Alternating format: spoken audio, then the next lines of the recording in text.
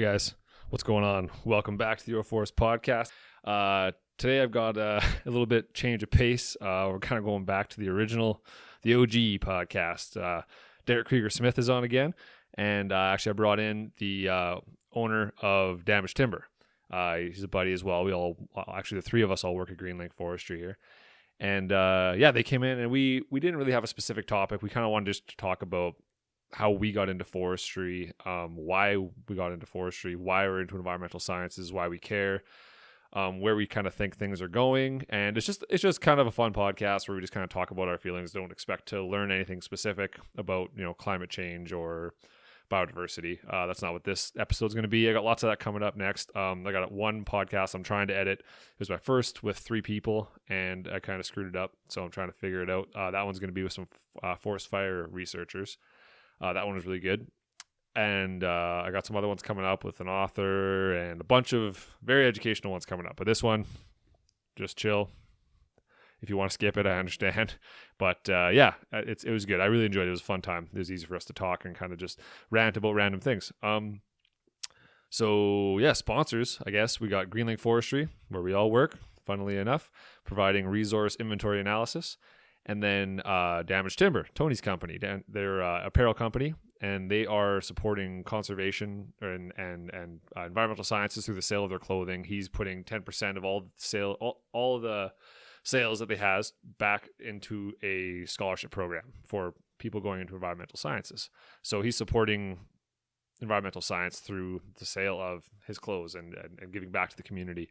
If you go onto his website, damagedtimber.com, you put in Your Forest 10 at the checkout and you get 10% off everything. And also he's getting some sweaters in soon, some hoodies, zip up hoodies. And when he gets those in, he's going to have a big sale. And you can, on top of the sale, you can get 10% off, put Your Forest 10. So use it. It's awesome. And also FRIA, Forest Resource Improvement Association of Alberta. They are also a supporter. So there we go. Without any further ado. Oh, actually, no. A little bit more ado. I apologize. Stop what you're doing right now. Stop. Go on to iTunes or Stitcher or whatever it is. Rate and review and subscribe. All of those things help me out a lot. It lets me know how everybody feels. Do it. I really appreciate it. Please, please, please rate, review, and subscribe. It helps me out a lot. There we go. Now, without any further ado, here is myself, Matthew Christoph, Derrick Kreger-Smith, and Anthony Wieranga. Today on the podcast, we have got 2 special people. We have got Derrick, the metaphor, Kreger-Smith. And fighting out of the blue corner, we've got Anthony, the biceps Wieranga. Welcome. Just kidding. I don't know. Oh, my God. I'm triggered. And that's the appropriate response to Is that how it goes? Yeah. Just pure I'm silence. I'm a first-timer here. Speechless. How? As Derrick was pointing out earlier, he's the veteran of the podcast. That's right. Yeah. So. I've been on the most episodes after Matt. A blast from the past. Oh, it's true. It's true. Actually, quite a few people have told me that they prefer the episodes where it's just you and I bullshitting through stuff and not actually providing any factual information, mostly just hearsay and but whatever. Just spitting random facts. Although I have had a family member tell me that they actually really did not enjoy that one and thought it degraded me a bit. So that was fun. But See, and I knew that. I was thinking about what I say on the podcast and what's good and what's not good. And then I was like, oh man, there's someone in Matt's family for sure who does not want to meet me. Not you. It was the fact that we just had a podcast that was had no specific topic besides myths and misconceptions. And we just bullshitted a bunch of random things that we've heard people talk about. It was that. Yeah, but whatever. It doesn't matter. So kind of be like this one. It's just, this one's the exact same There's thing. another person, so it could be even worse. Oh, yeah, this is the exact same thing. That's what I'm saying. It's just whatever. To each his own. I'm going to have a really good intro at the beginning of this, just saying, this is not going to be your, typical Your Forest podcast. Don't expect to learn anything. This is just going to be some people bullshitting. But, yeah. Anyways, I don't know. I was thinking we could start it off. We were talking... You guys want to explain how you got into forestry and how you guys why you're into forestry?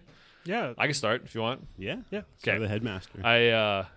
Obviously you guys know both my parents are foresters, so that was a pretty one-way street. But born to be. Yeah. Well, I tried to get away from it for a while, actually. I was like, I wanted to be like a helicopter pilot, and I was like, I'm going to be a police officer, fireman, like a bunch of stuff. And then eventually I was like, no, I'm going to do this. You're just trying too hard not to be what you're destined to Yeah, be. I didn't want to be the metaphor. Yeah. Like, I didn't want to be that, like that, that guy that followed in his parents' footsteps, because it's just too cliche, but whatever. It turned out to be the right choice. But then, yeah, definitely. Like, obviously, I am like hunting and stuff, and camping and ATVing and all that stuff. So I think that brought in like the appreciation for the forest and environment and all that kind of stuff. And then you start seeing people, I don't know, you start seeing environmental damage. You start seeing like crazy stuff like oil spills and stuff, and it gets you pissed off. And you're like, I want to be involved in that. And that definitely was like part of it. But I think mainly the main thing was just that I knew this was like the only truly renewable resource we have as far as like building material and like raw fiber for doing whatever X, right? And I think I wanted to promote that and kind of swayed those misconceptions. But yeah, well, you guys. Yeah, well, in terms I never of heard you talk about it actually. Yeah, actually, I remember the specific day I decided to go into forestry. Oh, really? It's still even on my mind. Actually, yeah, I grew up, a little bit of background information. I grew up on a farm, kind of doing outdoor things, like a little bit like Matt, like a little bit of hunting, probably not quite as much. I got that into the later years. But yeah, I grew up on a grain farm. We had hogs as well, and we actually grew up, nice place right alongside a lake, actually a creek, lake up stream a bit. And then, yeah, a lot of forest around. So a lot of years spent building tree forts, little cabins out in the woods. Tree forts. Man, I've got so many tree forts. I had to tear down. Not well constructed. No, I had Sure like a not couple there. double deckers that were like falling apart, and I just like left the wood out in the bush. And then I think when I turned 16, I got real into that. Remember that TV show Drop In? No, it was like a never watched biking, it. like freestyle biking show. I got real into that, and I started making like teeter totters, like 6 foot tall teeter totters and stuff in the backyard. But my dad was pissed. I have like 3 or 4 different like sites, so I'm pretty sure there's still timber laying around. But yeah, that definitely helps. Timber or lumber, they're different. Yeah, whatever. Like we This know. guy doesn't even know Like wood. we know. Get off your own podcast. But actually, yeah, one of the cabins we built, I say we, as in probably my brother and his friends built, and I just hung out there trying to be cool. But it was, it's still there to this day. Like my family doesn't own the property anymore, but like I can still sneak through the back area. So you guys and built a check it cabin, out. not Yeah, a it's fort. actually, well, it's a cabin. Like it's, Yeah. like what was it built out of? Was it like plywood and stuff, or No, it was Particle board. good stuff? back in the day, where there's a small little mill from where I grew up from, and the slabs or whatever, like from the ends of the logs, Yeah. they just threw those out. So we got those for free. Oh, yeah. so it looks yeah. pretty cool. It looks like a legit cabin. Yeah. But I think there's another house acreage that was built just across from it. So I think the kids that moved in there, they did a little few extra things to it, and it's not quite what it used to be. Yeah. Maybe a little improved, but yeah. So I spent a lot of time doing that, and then actually, how old was I? I was, you're at that age where you start thinking, okay, what do I want to do with myself? And like, naturally, I'm like, well, I'll just go into business because that's kind of what you do. You just go to school for something. Business, right? I'll be a businessman. Be like, well, what do you want to do? It's like I had a buddy who once told me, we asked him what he wanted to do when he like got out of high school or whatever. He's like, I'm going to be a consultant. We're like, okay, and he's like, no, I'm just going to be a consultant. You're like, what are you going to consult about? Like, what do you know that other people need to know? And he's like, no, you don't understand. Like, I'm just going to be a consultant. I'm going to make like $300,000 a year. It's going to be great. I'm just going to like drive around in my truck in the oil field and like, it's going to be awesome. Be like, you literally have no expertise whatsoever. No one's going to pay you to do it. He didn't understand the concept, but And he's a consultant now. and no, he's not a consultant. No one's asking him for advice. So actually, I remember I was probably 16. I think I was in grade 11 or grade 10, somewhere in there. Anyways, I started thinking about it. I was actually helping one of my uncles clear rocks out of one of his fields, and my auntie was there. She was bringing us lunch or something like that. Yeah. And she was actually asking me, like, oh, I know. And I said the typical answer, like, oh, yeah, I'll just go into business and, go from there. Own my own business, whatever it may be. I was actually into small engines like snowmobiles and quads, like quite a bit. So I'm like, oh, I'd like to do something like that. Yeah. And then actually a few of my cousins went through the Nate Forestry program, and like that was actually 2 of her sons. Mm-hmm. So she's like, well, why don't you go into forestry? I'm like, well, I guess that makes sense. Like I enjoy the outdoors. I do all those prototypical outdoor things. So I'm like, yeah, sure. And that's basically when I decided to do it. And Yeah. I'm kind of one of those guys, like I don't put a pile of thought into it. When I make a decision, I'm like, yeah, sure, that's what I'll just go ahead and do that. You're describing our entire gender. Like there's no, even like the house buying process, like I bought a few places, it's almost the same thing. I'm like, yeah, I like this place. Let's buy this place. Yeah. Even though maybe I should brain. shop around a little bit more and do that. So it was a bit of that. It was a very quick decision. What helps when like Derrick Fisher's in it too, right? That probably. Yeah, exactly. Yeah. That was Fisher's mom, I'm guessing, that you were talking to. Yeah, it's exactly who it was. And at that time, like I've seen Derrick, like it was like every 3-4 years or whatever. I didn't know him very well. He's quite a bit older than I am. Like he's 12 years older than me. Yeah. Like I knew. You guys weren't building forts together. Exactly. Like growing up when I was really young, I probably spent more time with him, but kind of going through those teenage years, like he was busy. Like, well, I think he started the company Green Lake. I think I must have been in high school or just kind of around that time. And so he was 12 years ago. Yeah. Like he was getting into like, he's busy. So obviously we'd see him more around than 12 years. It was like 15 years ago now. Yeah. 15 years. Was it 2003? Yeah. Yeah. I think so. Yeah. So I didn't have much of a connection with him whereas I do now. Yeah. But like, it was my auntie actually who, that's threw it sweet. in my head. Yeah. Didn't take much apparently. No, obviously. You're not hard to please. No. And then there's the anomaly. There's the city boy. Oh yeah. How did Let's that hear this. happen? That was. I'm always intrigued to find out how like people who like didn't have any background in that whatsoever, but you kind of did actually growing up. You had like some exposure to it. Not a ton. Well, when you Like, Jiffers, right? Jiffers, but I got into that after I'd made the decision. Right, Jiffers was meant to be a purposeful stepping stone. Oh, I see. To get into Nate and show them that I knew what I was getting into. Oh, okay, I didn't know that. So, my mother actually sat down with me when I was in grade 11 and was like, "What are you going to do with your future?" I was like, "I have absolutely no idea." And started business. Yeah, I'm going to be an entrepreneur. my aspirations are to wear a suit and like. I don't know. So I didn't know what to do. Be respected. Be respected, yeah. Oh my God. There's nothing respectable about me these days. I obviously didn't. I missed the mark. But we sat down and we made a list. They're like, what do you like? And being grade 11, I was like, I like trees. I like sunshine. Like, it's very much like high school. The world is sunny. So I was like, I want to do these things. And then she went looking because my mom's the best and I'm lazy. And then she found the Forest Technology program and she found Jiffers. Junior Forest Rangers. Junior Forest Rangers, yeah. So it's a summer camp where you can go out and you do a bunch of work and you're a volunteer, but the government pays you. Yeah. So the Jiffers volunteer to external groups, but then we get paid from the government. So Yeah, it's like your first summer job. What is the extent of Jiffers again? Because like I when I was working Hack, I worked with Jiffers a little bit, and I was in Junior Forest Wardens when I was like in elementary. Yeah, Yeah. that's like the Parents Girl ran it. Guides. That's the real. What's the little difference? I don't even know the difference. Wardens is for younger people, Oh, okay. and Rangers is for 16 and up. 16 and up.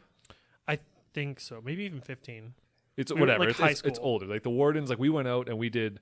Like we built like lean-tos in the wintertime and learned how to like make a fire out of like nothing with flint and steel, and then like we would like stay overnight, and then we'd go fishing or we'd go like skiing or whatever, snowshoeing. You went to camp. I went to work. But we did this, but this was all year round, and every week we would have like a meeting we'd go to and talk about what we wanted to do, and then like the next, like every other weekend, every third weekend, we'd go like out and about and do stuff. It was pretty sweet. Like we did trapping too. We trap rabbits and stuff like that, and like. What else did we do? But yeah, my parents started it. Like, they didn't start Junior Forest Wardens, but in Slave Lake, they were the ones running it. Yeah. I don't even know if it's still going on in Slave Lake. I hope it is. But like growing up, first time I even heard of like somebody in my forestry school there, they said, "Oh, went through Jiffers." I'm like, "What the fuck?" But you is probably that? had 4-H, probably where you were A from. little bit of 4-H, Yeah. mostly agriculture area, but like Yeah. we had cadets where I was from, and like we did a few of those things, Yeah. like some outdoor survival things. But yeah, no, like first time I heard it was in forestry school. I'm like, Yeah. Jiffer, I'm like, what's, huh? Yeah. And Jiffers is like a lot more serious. You're getting out. You're actually doing like work for the government and like learning about like all the different careers you can have. Yeah. So go ahead. What about it? One of the first things we did was we were in this gravel lot behind Kananaskis Emergency Services, so we're like right up in the mountains. And this was like an old World War II work camp. So when you were a good prisoner, when you were a good German prisoner, you could go out and you could cut trees for work. And this was like their old lot. And Where's so this? This is in Kananaskis. Oh, okay. And so it's just gravel. And they're just like, okay, well, we have to put up these canvas tents. And they had a fire crew come through and cut us some nice pine. So we could do it, some nice thin lodgepole pine. And we start building these like terrible like tripods, absolutely atrocious. You take a bunch of city kids and tell them to lash 3 sticks together that are like 8 feet tall and not knock each other out. So we managed to put up this tent, and they're like, great, your tent's up. Now you have to dig a trench around it. So they give us Pulaskis, and we're just sitting there like some sort of cartoonish miner hitting a gravel road with Pulaskis, like destroying our joints, and we're all fat and weak. I might be projecting. I was definitely fat and weak.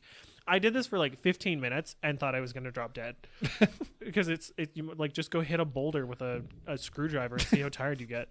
It was dumb. So we dig this tiny little like 1-inch trench for water. So stupid. And we ended up getting a camp inspection like 3 weeks later. So it's 6 weeks. They take you out of wherever you're from and they put you in a camp for 6 weeks. And like 3 weeks in, we had an inspection. And the woman doing the inspection looked at our little trenches and was like, wow, this absolutely will not do. And she made us go and redig all of them. Are you sure this wasn't prison you were No, well, kind of. But and we had to go and dig our own latrines up the hill, and we made bigger lean-tos. Latrines. Called them latrines. Yeah, so you just dig a big hole in the ground. I'll just say poop hole. Yeah, and then we built we built kind of like a log cabin style seat, and we actually put a piece of plywood on it, cut a hole out, and screwed a toilet seat in, so you could actually sit in relative luxury, and there was no way to fall into the poop hole, which was the whole point. And then we wrapped the whole thing in a tarp, and it had the door was basically a flap with a rock weighting down the end, so you just threw the rock behind you and it closed the flap. And so you actually had to like announce yourself before you went up, because if you just pull the flap, you're going to see someone pooping. Man, my uncle and cousins and stuff, they run an outfitting business out in Nordegg there, and like when we're in the backcountry, like there's the same thing you're talking about, but they built it out of plywood and stuff, but there is no door. It's just facing away from camp. Yeah. So like when you're like walking up to it, you just like shout like, anyone in there? Like don't hear a response, you just keep going. Like that's exactly it. But like, the problem is like there's a lot of open ground everywhere, and the horses are walking around and stuff. So like people will be chasing horses, and they'll just like walk past you as you're taking a dump. You're like, oh, this is perfect. It's a really nice view though. You're looking at the river, and like there's like a mountain ahead of you. You're like, this is the nicest view I've ever had while doing this. This is great. Ours was not good though. The tarp got so hot in the sun. It was like you had to take really speedy poops because you would just like black out if you were in there for more than 10 minutes. It was just a greenhouse that you pooped in. So you can imagine the wonderful aromas that come from. Oh, yeah, it was great. Forestry. So like I did that. But we did all kinds of work. We went out and we built trail for an equestrian trail in Canmore. Yeah. And so we were up in the hills, and we had Pulaskis. We were ripping the duff back. We were using the axe ends to pull the roots out. They'd had a forestry crew that came in and actually cut the trees really low, so we were ripping whole stumps out, which if you know anything about pine, they have that tape root. Yeah. That was it was so ridiculous pulling those stumps out. Tape root? Or whatever the... Tap root. Whatever. Tape tap. There's no E. I'm English, you don't know. Tape tap. And so we were digging all that out, and we built a little bridge with some pressure treated wood, which was cool. Huh. We had a day where we just picked bearberry bushes out of a campground so that it wouldn't attract bears with the berries on them. So it's just a bunch of different kinds of work, and I used that to show Nate that I had some level of experience, or I knew that it was going to be long days working out doors, and it was tough, and I'm capable, and I didn't drop the program after like a week of being out in the bush or something. So that was kind of enough to get me into Nate and show that like. How common is that in Nate, do you think? People falling out the first week, just being like, nope. Oh, first week. I think we lost at least 2. Okay, I think we lost 1 immediately, and then we had one person that made it through the 6-week camp that starts Nate off. Yeah. And then they left. They just really liked the camp, apparently, but not any of the actual schoolwork. I'm serious. Or did the camp scare them off? Like, no, and the person that did it actually had been in the program 3 times and had done this 3 times. I'm not even kidding. What? Yeah, this person they go to the 6-week field camp, and then they leave. You have to pay for that. Yeah, right? they pay a full semester. Oh, man. For a 6-week camp, it's ridiculous. That's what you want in forestry, because, really, they like that aspect of it, but then they go back into the city and they're like, nah, screw this. Well, the weird thing was the person wasn't like very physically fit. Oh. And so it wouldn't be the typical body type that you would expect to be doing like layout or really physical work. I think it was just kind of the fun camping laid back atmosphere of her. And it was, and then you go to the boring schoolwork and they just didn't really enjoy it. I never saw that person again. I hear they're around occasionally, but yeah. Nice. So I got into forestry by being... I liked trees and rocks, and I got into this government program, and then I got into industry. That's sweet. Cool. What keeps you guys in forestry? This doesn't have to be long-winded. I'm afraid of going back to school and possibly getting involved in another industry that I don't like. Well, that's not very positive, Derrick. I currently have a skill set that gives me a paycheck that's acceptable, and why fix what's not broken? Come on, you're supposed to give me like I mean, this big story about like I really believe I'm in part of the everything that we solution. do, and That's this too is honest. That's too honest. Yeah, sorry. Yeah, the thin veneer is I love what I do. Nature's all around me all the time. My workplace is a canoe on the river, and I'm part of the solution. I'm the reason you have trees. You're welcome. There you go. That was pretty good. Tones. To be honest, I've been working. How much now? Ever since the summer. So what 11 years here now, and Yeah. I don't know. I just like it. Like I have a family now, so it's a steady job, and there's a good combination of going out in the field and being in the office. So it's steady.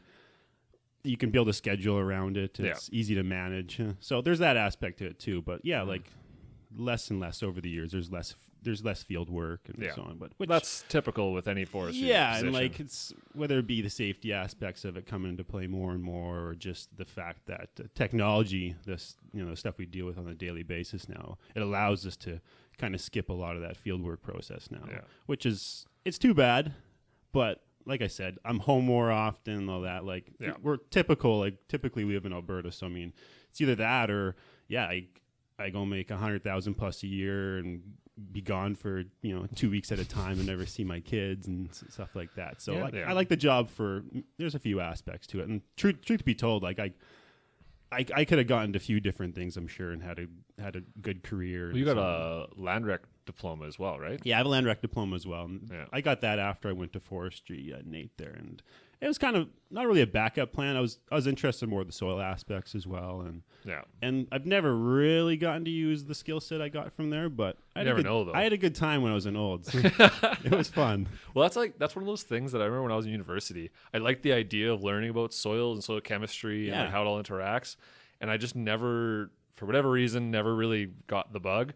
But I still to this day, you and I were out doing soil pits for like that one project or whatever, and I had to get like totally like renewed with like how do you do like the ribbons, and like how do you like what's the texture, and like the AE horizons and the B and the C horizon, like how all that works. I had to totally like brush up on all that real quickly, but I figured it out. But it's definitely an important one. It's a cool one that can like ties in perfectly with vegetation, right? So exactly, like it's a science, but I find more so it's almost an art. Like there seems to be different opinions on it and stuff, and like you kind of wonder like, where does this horizon end, this, and like how do you classify that?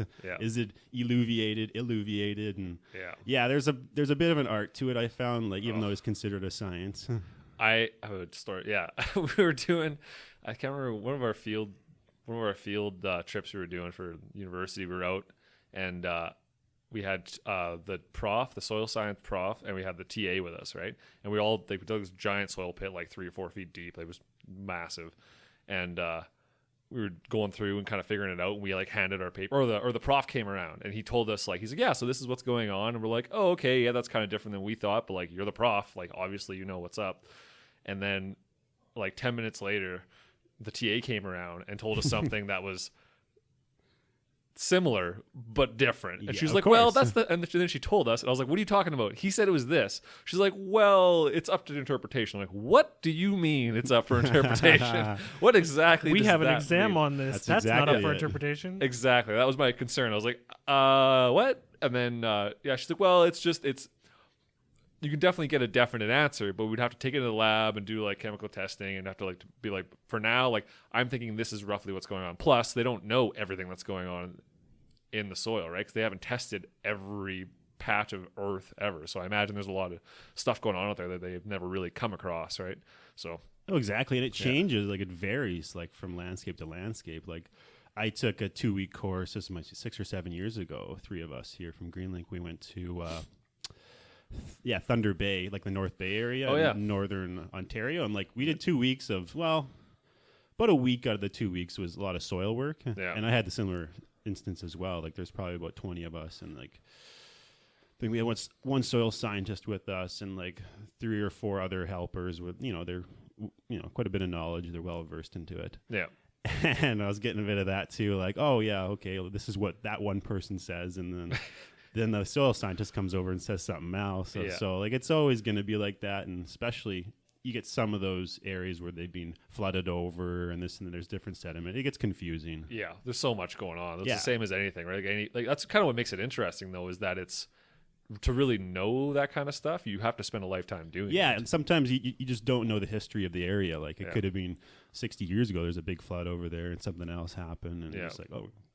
And if you're really good, you can tell those through the soil. But sometimes it just confuses the shit out of you. It confuses the shit out of me constantly. Yeah. I try to stay away from anything that's like, yeah, you need to dig a soil pit. I'm like, I'm not your guy. I want to be your guy. I would like to figure that out, but I'm not your guy. Yeah, like in Olds, Send Tony. The soil scientist in Olds, like my prof there, he was really good. Like I did learn quite a bit, but I also learned through my experience. It tends to be a bit of an art form. Yeah, no, for sure. I think that's true. Like, well, even with what we do too, it seems like, which makes it interesting. Yeah, no, it does make it interesting. Yeah, it takes time to try and see all of the potential aspects of it, all the things that might happen or might occur. Yeah, it's crazy. Sweet. That was good. I enjoyed that. Have either of you ever eaten dirt for school? Oh, yeah. Texture. The gold texture test. Feeling that texture in your teeth. Yeah. Something an accountant will never understand. But like, what do you mean you didn't eat dirt for school? I'm in forestry. Yeah, for people who don't know, you have to put to figure out the texture. You say dirt? Dirt? Oh, no, I didn't mean it. You mean soil? Sorry. You mean soil, I sir? just got marks deducted for sure. But I guess like the point of that was to determine the textures between silt, clay, and sand, right? And that's how you could tell what the content of. And I could never really.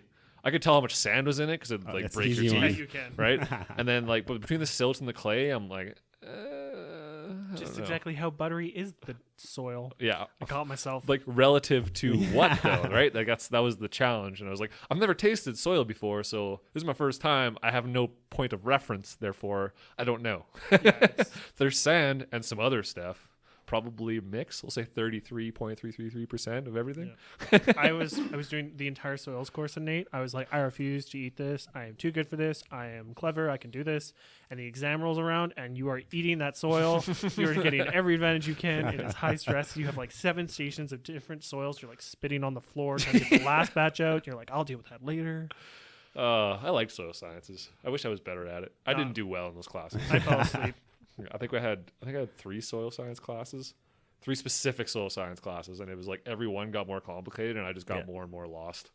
It was not good. I didn't get good at university till my last year of university. That's how long it took me, 4 years. A bunch of that might be because of alcohol consumption, but we don't have to speak to that. Well, that's definitely part of the university experience. In the interest of you being employable moving forward, let's not talk about early university. Yeah. That's over with. I'm kind of interested. Like, obviously, my history is pretty easy to figure out. I've basically, since my last summer in Olds, I've worked here, for like 11 years. At Greenlink, yeah. At Greenlink. So I'm actually more interested, like, hear from Derrick here, like what? Like, I know he owned a business at one point in Drayton Valley. So, I'd like to kind of hear his experience, like working. So I worked for... That was a hell of an eye roll. Yeah. Yeah, my work history is a very sordid, poorly woven tapestry. I worked for Acco Electric straight out of school. So I was doing their right-of-way stuff. So I had to look at vegetation, and then I had to decide if it was going to interfere with the line currently or in the next 4 years, because that was their management cycle. And then I had to...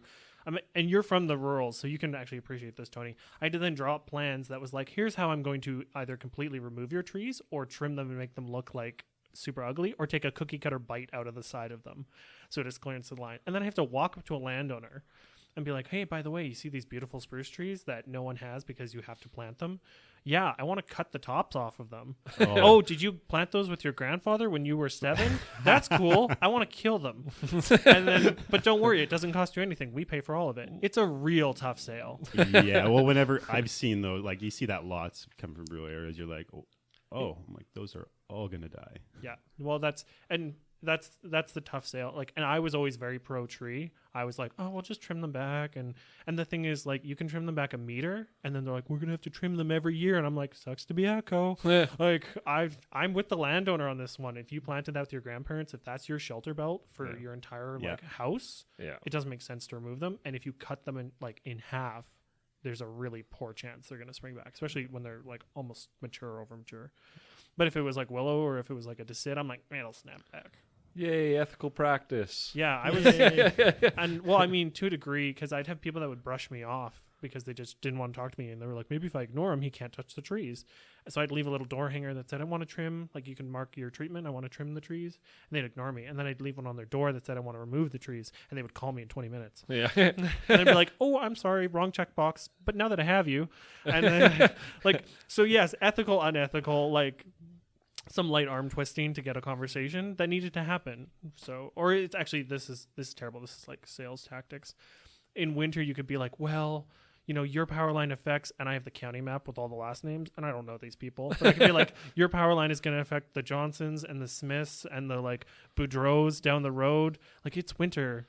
And they're just like, the Boudreaux just had a kid. I'm like, think of the kid. Like, it was very much that. So I'm like, I have to trim your trees for their kid that I've never met, that may or may not actually exist. So You're a terrible human being. Yeah. So it's just that's the nature of it. Now, that's not to say every person who comes to your door for vegetation management is trying to swindle you. At the end of the day, they're trying to keep the power on, and you're trying to keep your trees, and you have to find a middle ground. Yeah, exactly. Yeah, so I did that. If that sounds like a great job. In addition to it being incredibly boring, the only conversations I had during my day were either old farmers who wanted to talk for 6 hours on the road, and you all know who that is. I love those guys. They're my favorite. Yeah.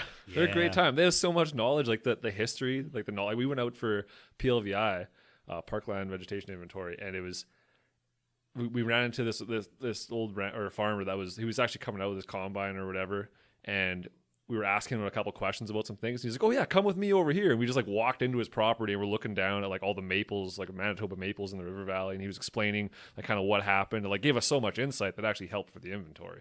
So those guys are the best. Yeah, they're either really full of knowledge or they don't want to talk to you. Or full of something else. Yeah. Just kidding.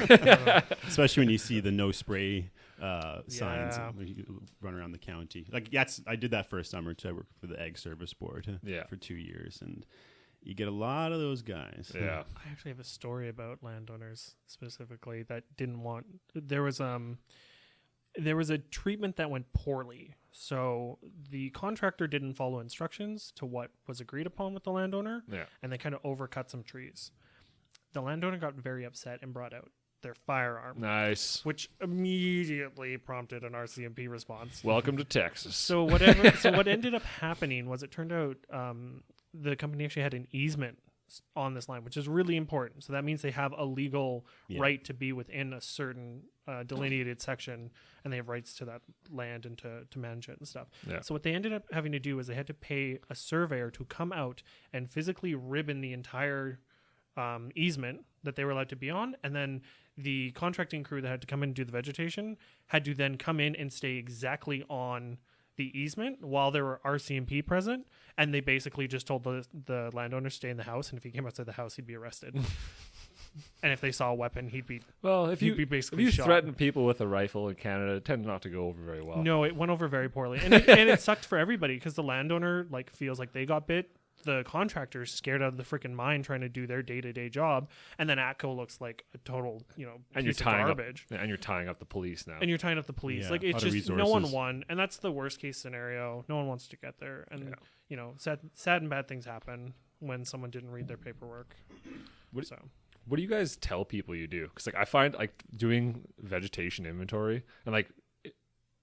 As soon as you tell someone you're a forester, they're just like, oh yeah, so like, oh, that's cool. So you work for the government and you're doing this. And it's like, well, that is like a giant chunk of like forest, forest industry. But there's also like a way even bigger chunk of like non-government workers doing a million other things. And I'm like trying to explain specifically what we do at Greenlink is like, I don't know. It's jumping through hoops, that's for sure. My wife doesn't really even know. My wife doesn't know either. She just asks. I'm like, well, I do this and I do that. And she's like, never mind. There's airplanes and lasers, and I take the airplanes and lasers, and I look at the photos and the lasers, and I tell you what's on the landscape. I just go with that. I'm definitely guilty of like overhyping it sometimes. Like I just take the best aspects of my jobs and like combine them. Cocktail parties are competitive. I get it. Yeah, exactly. So yeah, I get these cool airplanes that go up and take these wicked pictures. And he's going to. It sounds also interesting when I got like an eagle-eyed view of the forest. Yeah. Like, nobody gets to see the forest like I do. Yeah,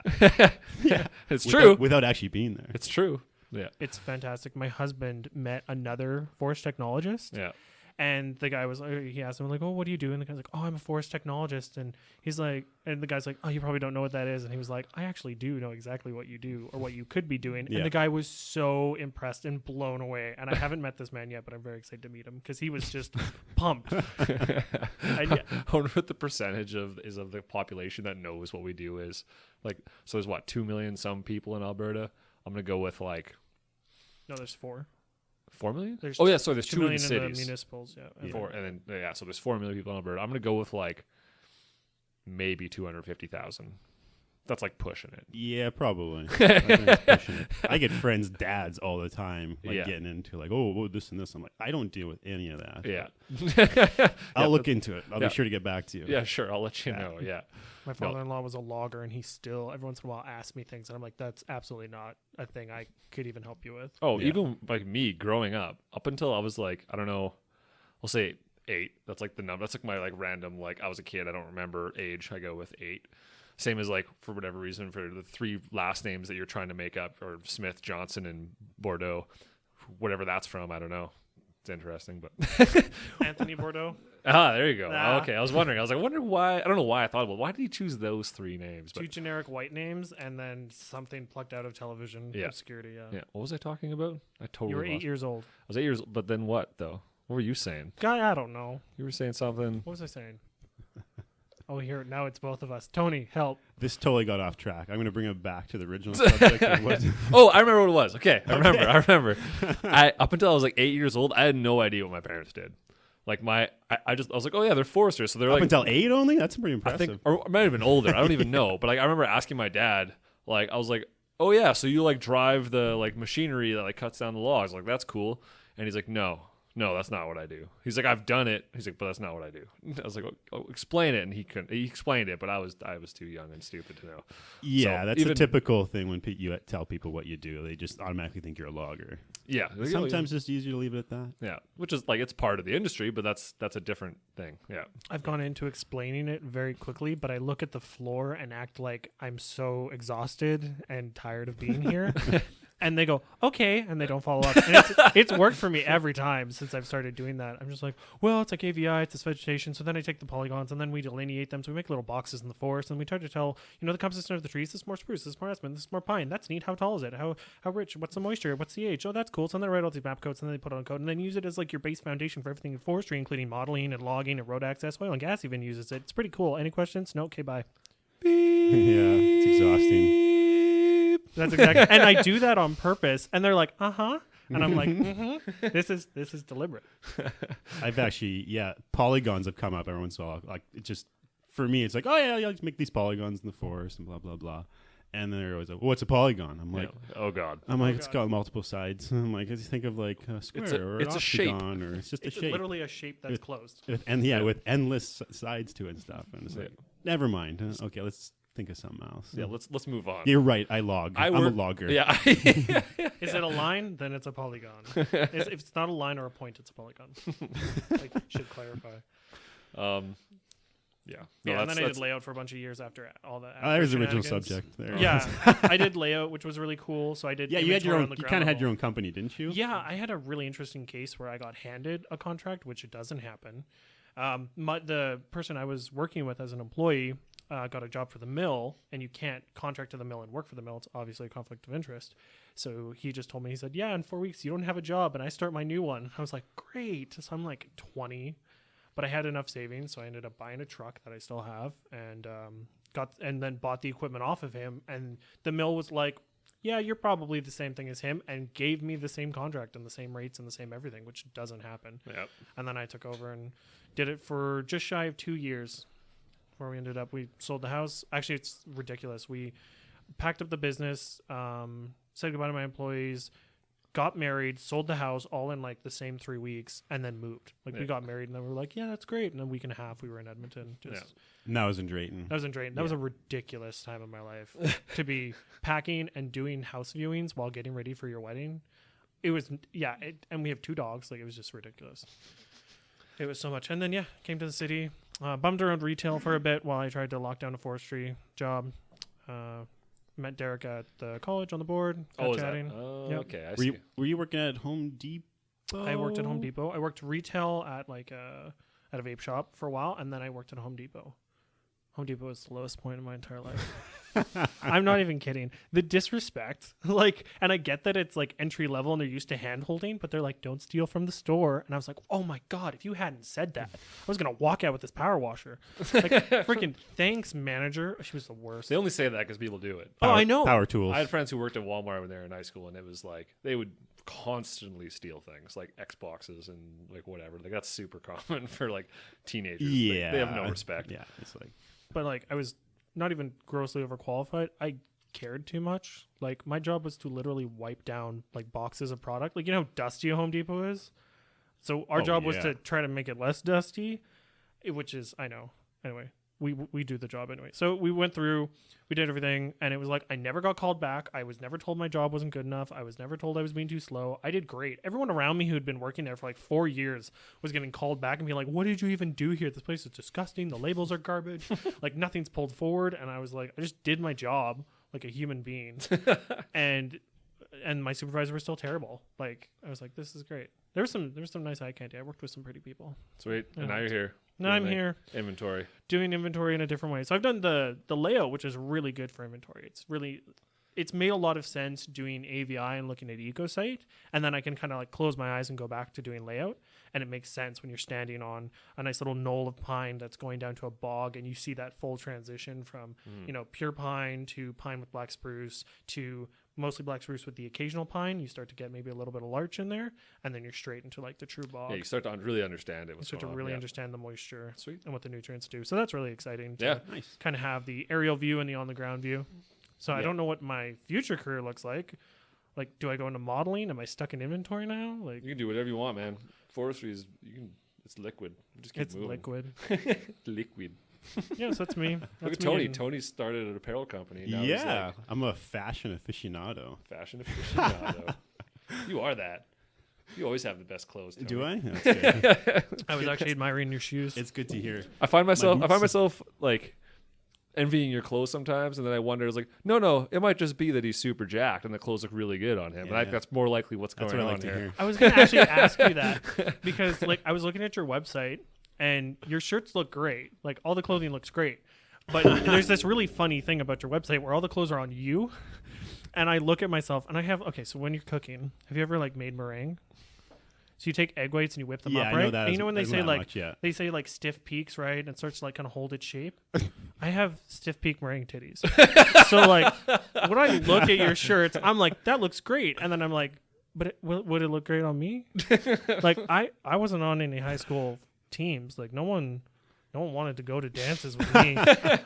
I'm sure, but they look great on you. So I'm just. If anybody wants to see what Tony looks like, or at least Tony's torso, you can go on damagedtimber.com, and like the big jack dude, that's Tony. There's my face on there. In a few I remember. Spots, I think. Well, the best part was that I remember when you were doing the pictures or whatever, or I went on the website, and I remember looking at the t-shirts that you guys had up there, and I was like, holy shit, who is that guy? That guy's that's Tony. All right, must have done a couple. I didn't want to pay for an extra model, so I was like, I just got to self-model this stuff. You must have done a couple bicep curls before that shoot. Well, we did do the photo shoot in our downstairs bay, and there happens to be a squat rack, and I might have curled in there a few times. So Just to We've get all ready. seen guys at the gym who do that. They I come s- in, they do a quick pump, and then it's like, Listen. I swear I didn't even get a pump on before. It's just natural. It's natural. It's just what it is. I just wake up like that. But yeah, Yeah, so Damaged Timber. Let's tell us. Damaged What's Timber. up? How did it all start? Guess it was an idea about a year ago or so. I'm kind of into fashion in a sense. I like T-shirts and stuff like that. Like Yeah. I like the outdoor gear. Like You were really into like Kuyu and like Yeah. First Light and yeah, there's Kuyu, First Light. Those are really like hunting pertaining like apparel. Like that's like the really high end stuff. Like Yeah. like I'm into it. I can't necessarily afford to buy that stuff, but it is so cool. nice, but so expensive. Yeah, exactly. And like, to be honest, like I hunt as well. Like I've probably been big game hunting for about 10 years now, but a little bit before it got super popular, just to put it out there. But Oh, don't do that. I did that. I was into it before it was cool. Oh yeah. So Just out there hunting with so your like Starbucks. I have a few sets of camo and stuff, and like let's be honest, like the way most people hunt. Like you don't.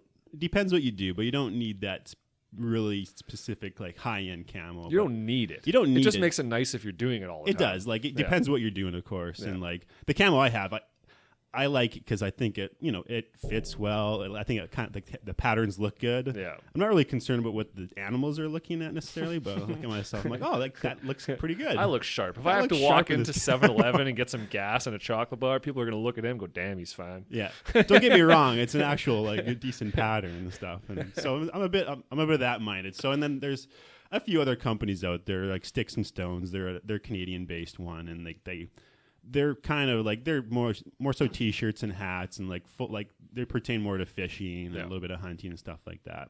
And so I don't know, it was kind of a thing. I was looking at that. I'm like, you know what? Why do I have to carry around everybody else's brand and stuff like what kind of a small investment would it be to kind of start my own? So I kind of looked into it a bit. Small in quotation. Yeah, like you don't really Small realize loan what of you're $1 getting million. into. Yeah, you don't realize what you're getting into necessarily, and that's the fun part of it. Like you learn along the way, and then you make mistakes, definitely, and then As do I with the podcast. Yeah, exactly. So I kind of went down that road. I try to think of what's a kind of a good name, like something that pertains to maybe what I do or what I'm into, and to be honest, I went through, I'm like, what's some forestry terms and stuff like that? Yeah. And then I was kind of piecing words together. And then it kind of, I came up with the name first. And I'm like, damaged timber. I'm like, that's kind of cool. What if I take out all the vowels and shorten it and like TMBR or whatever? And that kind of looks cool like that. Yeah. It's very hot right now. It's Yeah, a very it's- hot way to do Yeah. No vowels. branding. No vowels. No Vowels are vowels. so You don't need 'em. 2016. I mean, so I'm like one of the first ones to do that, of course.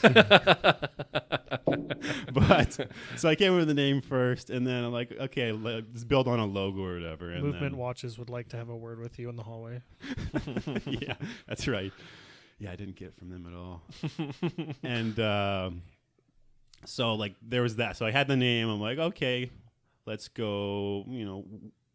Damaged timber. Like obviously you'd think like trees and stuff like that. And I'm like, okay, what have I been doing? Like I did some work with the woodland caribou and basically seismic line assessments for cover and line of sight. And it's kind of For reclamation purposes. it's a hot issue these days. You say? Yeah, you Yeah. had a few podcasts. I've got about 3 that. on that. Yeah. I'm looking at having like maybe another one. We'll see. Maybe a few more. I don't know. So yeah, like I kind of looked at the caribou. Like that's my logo per se is like it's the caribou hoof with some trees in the background and stuff. And I think it looks more so. I think it looks sharp, but like there's a bit of intention behind it too, because the way I see like the caribou, like it's a multi-person. Like there's a bunch of stuff going on with it. It's a multi-use value. Like there's a lot of there's It people includes that, a lot of different users of the land base to like help, depending on what they want to do with woodland caribou, but to help it out. So like I looked at that, I'm like, okay, like that's kind of what I want to base my company around. Something like I'm looking at all land users, like not just like hunting and fishing, like hikers and stuff like that, and people that typically normally don't coexist in recreational areas or they have certain bias. So I want to do that. And like, yeah, it included like, I'm a professional kind of outdoorsman as well in a way. So I'm like, why can't everything coexist? There's got to be a happy medium and so on. So I kind of based it around that. That's kind of my whole bit of my signature there. So yeah, I use the woodland caribou just because it includes so many different users. Yeah. And they're cool species. And they're pretty cool. And like not a lot of, I looked around too, and not a lot of other companies are kind of using that profile. So I was like, sure, let's go with that. Stands out. Stands out. Logo looks cool. All right, let's make some clothes. Cool looking logo. Honestly, when I came up with the idea for the podcast, the next day, when I was thinking about it, the next day I was in my backyard with I think I was drinking a beer, a glass of wine. I don't know. I think it was a glass of wine. I thought that matters. But I was hanging out in the Red or backyard, and I had this actually notebook that I have right. Actually, I have it. I have the pages. Not that this is a podcast, so you can't see, but Yeah. I was literally just sitting there like writing down a bunch of names of like what I wanted to call this thing, and it was like our forest, forest lab, and like I was like just coming up with a bunch of stupid shit. And your forest came up, and then the next thing I was doing was like literally drawing like the logo. It was just like I drew like a circle with like like a deciduous leaf and then a coniferous tree in the middle. And I was like, that's it. And then I spent like 2 months trying to get 2 perfect pictures. The logo, for people who don't know, is actually a birch leaf. And then I took a picture of a spruce tree outside of Westlock that was silhouetted against the like sky, so there was nothing behind it. And I clipped it all out, went into Microsoft Paint and like edited it, and then put it in this like program that what do you call it? Like double exposed it. And that's what the logo is. Microsoft Paint. Yeah. Not Adobe, but Microsoft Paint. Yeah. It's ridiculous. But it worked. Yeah, exactly. Sometimes it can be the simplest things. But it was super important, like getting the logo right, making sure the logo looked cool and was going to be like aesthetically pleasing, I guess, right? Like and that's the most important thing. Like if your logo's total dog shit, yeah, like nobody's going to take you seriously. Yeah. I know I'm bad It's with kind of words. about the brand in a way. Pictures help me a lot. I'm pretty bad with names. Hey, that logo looks cool. Like that's something I could be part of. Yeah. So it's a bit like, and I looked at it too. I'm like, okay, either I got to have like some sort of breakout product where it's going to be, oh, that's so cool, and I need that, or, which is like a lot of R&D, but or you have like, you have like a concept, like a brand so people can be behind, and that seems to be more common these days, especially with social media. Yeah. So that's kind of where I went with it. I'm like, oh, I don't have some crazy product, but not that I don't want to like innovate and get to those points, but like as for now, like it's a brand and has certain meaning behind it for me. And so like the end goal, like, do you want to be designing your own clothes and like I'd actually love to. like getting like getting more athletic, like getting like wicking clothing, yeah, and, like specific outdoor gear and stuff, and then like and I realize like I've given it a 2-3 year kind of go around. Like if I'm absolutely bleeding money still after 3 years, I might reconsider maybe the company direction or totally scrap it. I don't know. That's the beauty of it though. It's a learning experience. It's something I haven't really thought of doing or anything like that up until like how many months ago. So and you're already like well into it, so it's like I'm well into it. So like I said, like mistakes have been made along the way, and like you really got to keep on top of things, especially with the clothing business. Yeah, you really got to be aware of the processes and how long it takes. Yeah, certain things to come to fruition and get your designs. Like I've been slow on some things, and like social media helps quite a bit with like advertising, and like you get friends and family, and like.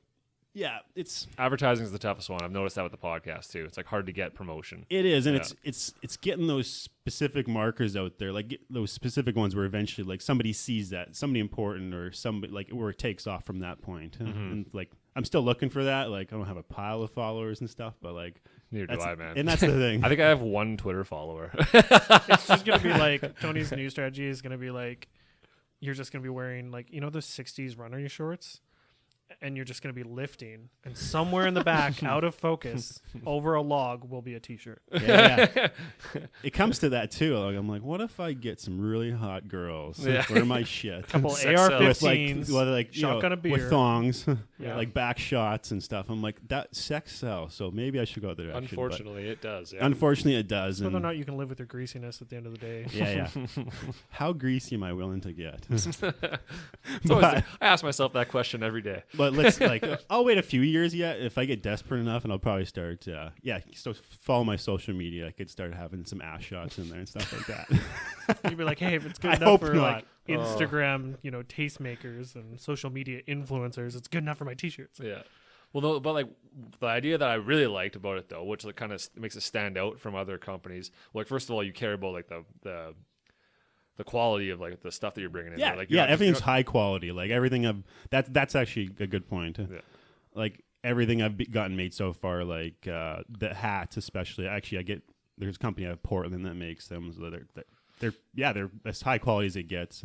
Yeah. And the shirts I source out, and there's a company out of Sherwood Park, Rogue Star, that actually does the printing for me, and he's awesome. He does a pile of different processes. I've learned a lot from him, especially with my T-shirts, because like typically, like the material for my first run of shirts are like they're a tri blend, and I didn't know this at the time, but I figured, I can get them digitally printed or this and that, so it doesn't have that thickness of material on it when you get printed on. Some of those shirts, like it's called plastic. It's like a plasticell. It always wears off over time. Yeah, it crunches cracks. up. Yeah, it cracks. Yeah. So I'm like, okay, so I bought the shirts even before even realizing that, oh no, you can only digitally print on 100% cotton shirts. So I had these tri-blend ones, but there's actually another process you do, it's a water-based ink you can use using that vinyl. It's like a heat transfer. Yeah. So I got that. It cost twice as much, but like it's good for the environment, and it actually soaks right into the material. So How is it good for the environment? like it's a water-based. It's not oil-based. Oh, I see. Okay. So yeah. So that like the byproducts and stuff. It's not just Gotcha. sitting It's not around. just paint thinner and battery acid. Yeah, exactly. So I got that done to the shirts, and it turned out great. And actually, if after you wash them a few times, the material actually completely soaks into the shirts, and it feels as if like that is just part of the shirt, and you can't even tell the difference. So like, yeah, there's the quality thing. That's of utmost concern. So And the athletic fit too. Like I always like athletic fit t-shirts. Yeah. And there's a lot of This is people what that I'm don't. talking about. Yeah. I am not an athletic fit. No. What do you have in like a women's B cup? and that's the thing. I learned it like that was my first thing was the shirts. I maybe got too many shirts, but that's part of the process. And Shirts don't go bad. They don't have shirts expiry. don't go exactly. And I have a bunch of shirts and like the athletic fit thing. Yeah, I like it, but not everybody does. So like my next run of shirts, I'll probably do more 100% cotton, a little bit of a different regular fit. Yeah. And it's fine too because they're about half the price of the shirts I got. Like the shirts I got, like they're pretty expensive. You have to like make sure you reflect that in the price on the Yeah, website. I don't- now that it's out there in the universe, you can't get charged the same amount. No, and I won't though too. That's the price point too. Like, what do you like the shirts that I have currently, like those athletic fit ones? You go anywhere else, those shirts they're selling for like mid $30 up to $40 and stuff. Whereas I sell them for like high 20s. Like I make very minimal on this stuff, and that's fine. I'm not necessarily. That's how you get ahead. Yeah, and it's not necessarily in it to make a pile of money or anything like that, and probably realistically probably lose money, but Well, hey, you never we'll see know what though. If you happens. keep at it, keep pushing, Yeah. right? And like the other big thing is the scholarship thing, right? That's the one Yeah. thing that I always mention on the podcast is the scholarship, because that's one thing that I think sets you apart as well. Is that it's you're specifically going to try and put money aside for this. Like, is that something that you're going to do in the future? Is that something you're doing now, or what's the deal with that? Yeah, like that's in my website. I have it the fall of 2018. That's the plan to do the first scholarship run. Like right now, I have no profit, but that's okay. I'm willing to put some money away for that. And the whole idea is 10% of all profits. So you're going to put it away anyways. Yeah, I'll give it away anyways. So fall 2018, you're going to give away the first scholarship. Yeah, I will. Yeah. Nice. That's awesome. So like I don't know the complete process yet, but it's something I want to do. Not necessarily based on. Like most scholarships, not at all, but they're based on like academics and grades and stuff like that. And I think it's somewhat important. So environmental sciences, some kind of environmental sciences, like the Nate Forestry program went through. Like there's a pile of programs pertaining to that, like some biology and stuff like that. So like I think I'm gonna have to figure out a process where I'm gonna have to weed out potential candidates through, like, probably interview them a bit and just get to know them and see what they do. Like, what do they do outside of the program? What are they involved in? Like, that's really what I'm interested in. Like, yeah, because like not anybody, but like good grades are fine. But like, what are you gonna do with all that knowledge? Right. Well, I didn't have great grades. I'll tell you that much. Like I said, I didn't have I was a solid C+, B- student up until like my last year of university. All of a sudden, I was getting A's. So that might have had something to do with the fact that I was like all of a sudden interested in the content. But like, yeah. I've heard that about universities. The first few years is like you have to take what everybody takes. Yeah. Well, the first year for sure, you have to take sure. all of the like calculus and like chemistry and biology and like all the stuff that's not related to forestry. Then second, third, fourth year. Like fourth year, you're very specific. And the second and third, you're in the middle there somewhere. But you're taking a lot of economics and stats and then soils and all that other stuff. But yeah.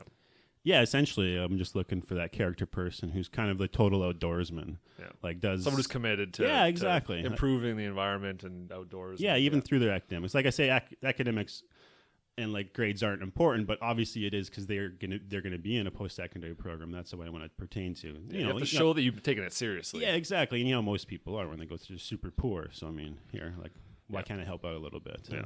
So yeah, just because you're the A student doesn't necessarily mean you're going to get the scholarships. Goodness no. If someone who's got B's or like high C's, maybe it shows more commitment and is more involved and has shown more resolve. Who knows? Like I don't want somebody who's just scraping by. No, that of course doesn't not. really show initiative. But I mean, there's room for exactly. Yeah, it's not necessarily just academic. That's awesome. Yeah, so that's the idea behind it, and I don't know the exact way I'm going to prepare it and so on, but like it's in the works for fall 2018. I'll make sure to announce it when you do figure it out how people can like apply. It'll be on the website. I'll make up a form and for people to apply, and then I'll go through the procedures of like if I'm going to they can show me certain things, or if I'm going to have to interview people, Yeah. or like weed it out. Like right now, it's just me pretty much running everything. Like my wife Moran, she helps me with stuff too. So. Yeah.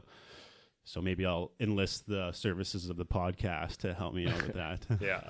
My reach is not that big, but Yeah. I'll do my best. It's better than nothing. So. No, I like that idea. I was really excited when you told me about that, because it's like it's a good call, right? Like having the scholarship involved with it, because I think that'll bring like it's another way to bring more awareness and more, you know what I mean? Like it just helps with the whole kind of struggle towards environmental sustainability and everything, right? I think so. And Yeah. yeah, we'll see how it goes. I'm kind of excited actually to see what kind of people apply for it. Yeah, it's kind of funny.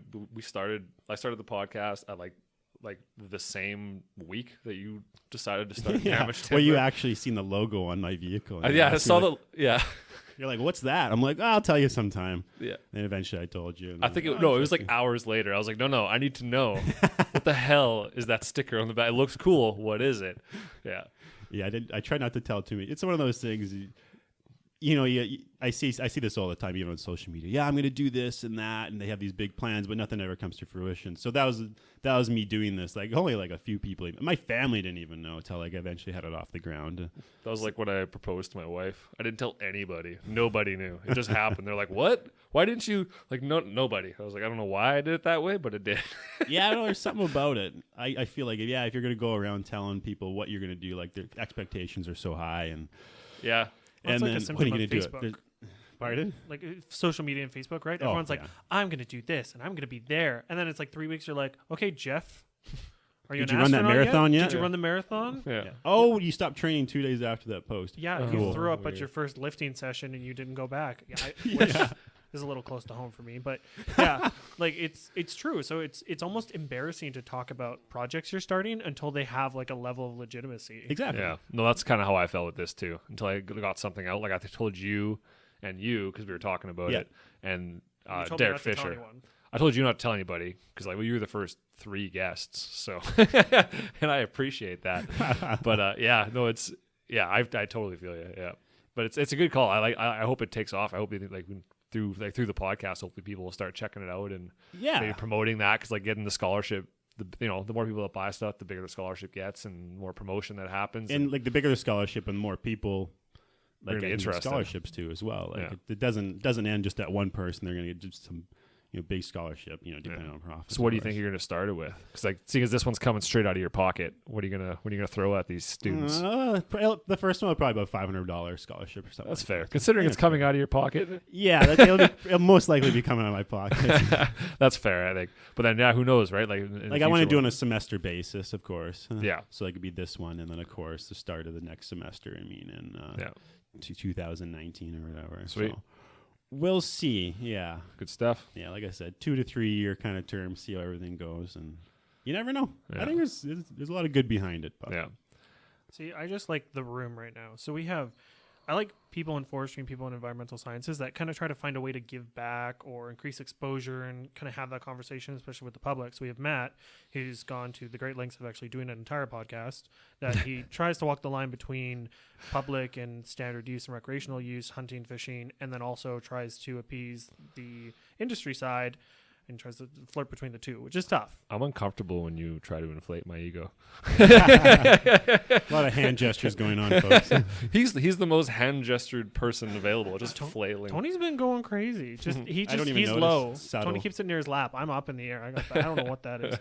And then Tony, who's starting a business, is obviously involved in forestry, and then kind of wants to give back to the education side. Right? You're up and coming. You're new. You're excited for the environment and what that means and what it means to be a steward. Let me help you help raise you up, which is really interesting. And then you have me on Facebook telling people off, left, right, and center. So we're all kind of doing something, and I think involved. that's really That was important. the next thing I was going to ask you guys. Like, what do you guys think, just to tie this all together, kind of last thing we'll talk about is, where do you guys see the forest industry going, like, in the future? Because, through this, it seems like it's easy to have, like, rose-colored glasses and be just like, everything looks like we're moving in the right... And I do think that. I do think everything's moving in the right It's positive direction, for sure. right? I think it's good. And there's still negative things that are happening. But I think, I don't know, individually, if you guys have any thoughts you wanted to throw in there for... Yeah, actually, it's like a lot of things. Like, you can especially gauge things on social media. Like from what I've noticed, like hunting's actually a good one. It almost it pertains a bit, and has to do with nature. And you see a little bit of negativity when it comes to like forestry and hunting, but I think they coexist quite well. Like like me and Matt, we both hunt and we're associated with that kind of realm as well. But like, especially in like the last 5 years, hunting has become super popular. Yeah, like which has its drawbacks, but I think even more importantly, ethical hunting has become important. Which is, and I think ethical hunting has become more popular though too. I think people are thinking more and more as time goes on about not, not towing that line of morality when they're out hunting, doing whatever, right? You're not saying like, well, they don't say you can't do this, and knowing that if, you know something's wrong. But yeah, no, I think it's a good thing, because I mean it's getting more people out there, getting more people involved and caring about the environment. And as soon as you get somebody doing that, whether it's ATVing or fishing or hunting or hiking or whatever it is, you never know where that might lead to, right? They might become a steward of the environment. Like, yeah, exactly. Like they grow up doing those certain things. They're like, okay, what? I enjoy my recreational activities. What can I do professionally that can, help manage these things? And I think that will become like, I'm not sure what it is right now, but like the Nate Forestry class, I think it's become, increasingly bigger. Like there are more applications and stuff like that. University too, I think it goes through its waves, but I think I don't know if it's directly tied to some of those things we're talking about, but I think it has a lot to do with it. People are more and more interested in the environment and like what they can do and what their part can be. So it's definitely moving in a positive direction. I think it's just a matter of getting the people see the word forestry and a lot of the public just automatically thinks for the bad guys from Avatar, and I've said that in the past, but it's like it just has a bad rap, and I don't think people realize that we're the stewards of the landscape. We're the ones that are trying to make sure that, like, yes, we're removing like wood fiber so that like you can build houses and have sustainable whatever, but it's more than that. Like I don't know how many people I talk to that go into forestry and like, what do you want to do? They're like, I want to be a silviculturist, because they want to grow back the forest. Dude, that was so me. I didn't want to do anything with harvest. Yeah, that's everyone. Everyone wants to grow back the forest. They want to save the planet, right? But like, meanwhile, providing sustainable, ethically harvested fiber and like raw material for people to utilize is like, wood's the only option. So like, that's also in its own right, like very like noble. You're actually, it's the only one I can think of that's gonna like, you know what I mean? It's a legit natural renewable resource. And it needs to be managed. Yeah. So I think things are good. I think it's looking good. So what I kind of worry about is, so we have lots of like new technologies that are coming out, new products and new ways to utilize wood that are very exciting. But my problem is forestry doesn't kind of get credit for that. So if you look at like nanocrystalline cellulose and some of the interesting things they're doing and any of the nanotechnologies, everyone's like, wow, that's amazing. But no one thinks that's forestry. They think of that as manufacturing, or they think of that as like cutting edge science. Yeah. So there can be that facility in Quebec that's making microcrystalline cellulose, a ton of powder a day. No one thinks of that as forestry. Forestry is just harvesting, and it makes studs or it makes pulp. Yeah. And so that's kind of my problem, is the future of forestry is a lot of different material technologies, but we won't get credit. But that would, gets to those manufacturing centers through us. As long as it keeps going, I think eventually the public will catch up. I also worry about the perception of clear cutting. It has a really, really negative connotation, and I only really see that growing. And I think it can be done well and can be done sustainably and done in a way that doesn't damage the ecosystem. But I don't know if that will win. With Vic Leafers and Ellen McDonald. I don't know if that'll win the day. Shameless plug. Like at some point, I think either misinformation or public perception will overrule like scientific measurment. Yeah. And I think at some point it's either going to be banned, or it'll be the kind of thing that companies have to do very, very quietly or on a very small scale. You think clear cutting will be? Clear cutting. Depends what you mean by clear cutting and stuff. I don't think in Canada we have the tendency to fall victim to public opinion as far as stuff like that. If something's scientifically sound, I think. Yeah. I would hope. I don't know. You do get a few of those instances, like, BC with the grizzly bear hunt and stuff like that. That's the hot topic. That's what I'm talking public about. Perception totally took over, and British Columbia will be the canary in the coal mine. It'll roll out. Any change will roll out there before they roll out across the rest of the province. Yeah. So you who knows? We'll see. You might be right. I hope that we can get the information out there and just let people know that this is a sustainable industry and that it's. I think it's getting it's. I think it is. It's hard to say. Like I see the positive, But- but like there is also like I'm not going searching for these forums where people are like, Yeah. Yeah, I don't necessarily have my finger on the pulse either, but no. I think it's positive, but I think there's just so many things to forestry people don't understand. Like I said, even my own wife, she doesn't really know what I do. Yeah. But like it's an important job, inventorying the forest. Like it's very important for the management of the forest. The one thing that I always say is that if you don't have a good inventory is the beginning of management. It's the beginning of planning. And if you have a shit inventory, you're gonna have shit management because they can't possibly say, "Oh, I said this was an aspen forest and it's actually a black spruce swamp." You're like, that's a serious concern because now all of our models are off and our growth and yield models are off and everything's askew, and now we have no idea what anything costs or or where we should be, it's definitely a must-have for sure. Yeah, it's a broad look of the landscape, but it affects so many more little nuances. Yeah. Other measurements. And then forestry is moving towards this rebranded green industry, work for the environment.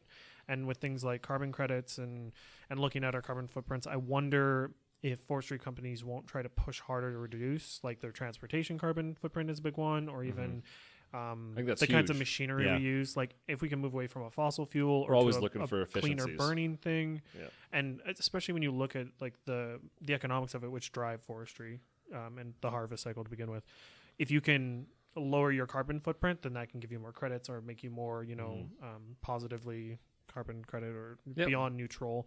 And so then that has implications to your business and your position within, maybe you can sell those credits to an oil and gas company that may be deficient or whatever. And it all drives more sustainable activity, right? Yeah. So Yeah, So I'd like to exactly. see new innovations for transportation and for our harvesting machinery in That's- terms of carbon imprint. That's probably the big public perception is the logging industry, I guess. So we don't necessarily pertain to that, but there's something that'll probably happen there.